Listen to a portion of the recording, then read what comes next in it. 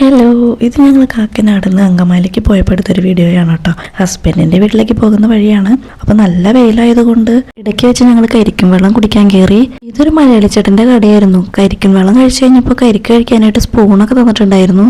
ഞാൻ വെള്ളം കുടിച്ച കരിക്കിൽ അധികം കാമ്പൊന്നും ഉണ്ടായിരുന്നില്ല കേട്ടോ. എന്നാലും ഉള്ളതിന് നല്ല ടേസ്റ്റ് ഉണ്ടായിരുന്നു. ഹസ്ബൻഡിന് കിട്ടിയ കരിക്ക് കുറച്ച് മൂത്തതുമായിരുന്നു, എന്നാലും ടേസ്റ്റ് ഒക്കെ ഉണ്ടായിരുന്നു.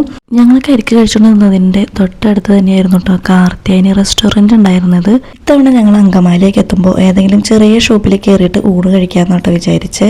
അങ്കമാലിക്കാരുടെ വീടുകളിൽ വെക്കുന്ന കറികളുടെ ഒരു ഒതന്റിക് ടേസ്റ്റ് കിട്ടണം, അതിന് വേണ്ടിയാണ് ഞങ്ങൾ ചെറിയ ഏതെങ്കിലും ഒരു ഷോപ്പിൽ കയറാമെന്ന് വിചാരിച്ചത്. അങ്ങനെ ഞങ്ങൾ ചെറിയൊരു ഷോപ്പ് കണ്ടപ്പോൾ അവിടെ ഊണ് കഴിക്കാനായിട്ട് കയറി.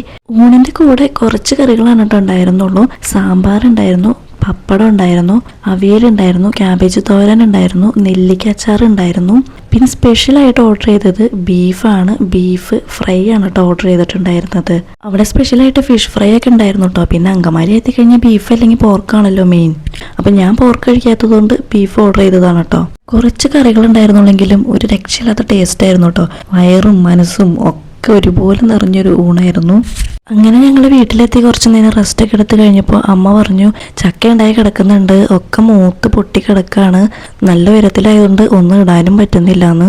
അങ്ങനെ ചേട്ടൻ അതിനെന്താ ഞാൻ ചക്ക ഇടാന്ന് പറഞ്ഞ് തോട്ടിയൊക്കെ വെച്ച് താഴെ കിടന്ന ഒരു കൊല ചക്ക ഇട്ടു കേട്ടോ. ഇനിയുള്ള ചക്കയൊക്കെ ഏറ്റവും മുകളിലാണ് കേട്ടോ, അത് തീരെ എത്തില്ല. ചക്കയൊക്കെ ഇട്ട് കഴിഞ്ഞപ്പോൾ ഹസ്ബൻഡ് പുറത്ത് പോയിട്ടുണ്ടായിരുന്നു. തിരിച്ചു വന്നപ്പോൾ കുറച്ച് ഫ്രൂട്ട്സ് ഒക്കെ വാങ്ങി വന്ന് ഞങ്ങൾക്ക് ഫ്രൂട്ട് സലാഡ് ഉണ്ടാക്കി തന്നു. ആളെന്തുണ്ടാക്കിയാലും ഇതുപോലെയൊക്കെ ഗാർണിഷ് ചെയ്ത് തരും കേട്ടോ. എനിക്കാണെങ്കിൽ ഭംഗിയുള്ള സാധനങ്ങൾ ഭയങ്കര ഇഷ്ടമാണ്. ഫ്രൂട്ട്സ് മേടിക്കാൻ പോയപ്പോൾ ഹസ്ബൻഡ് ബീഫും മേടിച്ചിട്ടുണ്ടായിരുന്നു. അങ്ങനെ ചക്കയും ബീഫും കറി വെച്ചു. ചക്ക സീസൺ ആയി കഴിഞ്ഞാൽ ഇവിടെ ചക്കയും ബീഫും കറി മെയിൻ ആണ് കേട്ടോ.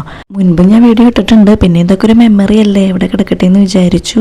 എൻ്റെ വീട്ടിലല്ലെങ്കിൽ ചേട്ടൻ്റെ വീട്ടിൽ വരുമ്പോഴാണ് കേട്ടോ ഞങ്ങൾ റൈസ് ഐറ്റംസ് കൂടുതലായിട്ടും കഴിക്കുന്നത്. അപ്പോൾ രാത്രിയിൽ ഫുഡ് കഴിച്ചപ്പോഴത്തെ ഒരു വീഡിയോയും കൂടെ ഇതിൻ്റെ കൂടെ ആഡ് ചെയ്യുന്നുണ്ട് കേട്ടോ. രാത്രിയും ചോറാണ് കേട്ടോ കഴിച്ചത്. ചോറിൻ്റെ കൂടെ മെയിൻ താരം ചക്കയും ബീഫും തന്നെയായിരുന്നു. അങ്ങനെ ഞാൻ കുറച്ച് ചക്കയും ബീഫ് എടുത്തു. പിന്നെ അച്ചാറുണ്ടായിരുന്നു, നാരങ്ങച്ചാറായിരുന്നു കേട്ടോ. അമ്മ ഉണ്ടാക്കുന്ന നാരങ്ങച്ചാറ് നല്ല ടേസ്റ്റാണ് കേട്ടോ. അങ്ങനെ ഞാൻ 2 കഷ്ണം നാരങ്ങച്ചാറ് എടുത്തു. പിന്നെ ചുരക്കയും ചെമ്മീനും കറി വെച്ചിട്ടുണ്ടായിരുന്നു കേട്ടോ. അത്യാവശ്യം പച്ചക്കറികൾ വീട്ടിൽ തന്നെ ഉണ്ട് കേട്ടോ. അപ്പോൾ വീട്ടിലുണ്ടായ ചുരക്ക തന്നെയാണ് കറി വെച്ചത്. പിന്നെ വാളങ്ങ തോരൻ വെച്ചിട്ടുണ്ടായിരുന്നു കേട്ടോ. ഇതിന് നിങ്ങളുടെ നാട്ടിലേക്ക് എന്താ പറയണേന്ന് എനിക്കറിയില്ല. ഇതും വീട്ടിലുണ്ടായതാണ് കേട്ടോ. പണ്ട് ക്യാബേജും കോളിഫ്ലവർ, വെണ്ടയ്ക്ക, തക്കാളി ഒക്കെ വീട്ടിൽ തന്നെ കൃഷി ഉണ്ടായിരുന്നു കേട്ടോ. ഇപ്പൊ ക്യാബേജും കോളിഫ്ലവറും ഒന്നും ഇല്ലെങ്കിലും ഒരുവിധം പച്ചക്കറികളൊക്കെ ഉണ്ട്. ഫ്രഷ് പച്ചക്കറി ആയതുകൊണ്ട് തന്നെ കറികളൊക്കെ നല്ല ടേസ്റ്റ് ഉണ്ടായിരുന്നു. അപ്പോൾ ഇന്നത്തെ വീഡിയോ ഇത്രയേ ഉള്ളൂ. പുതിയൊരു വീഡിയോയുമായി വീണ്ടും കാണാം.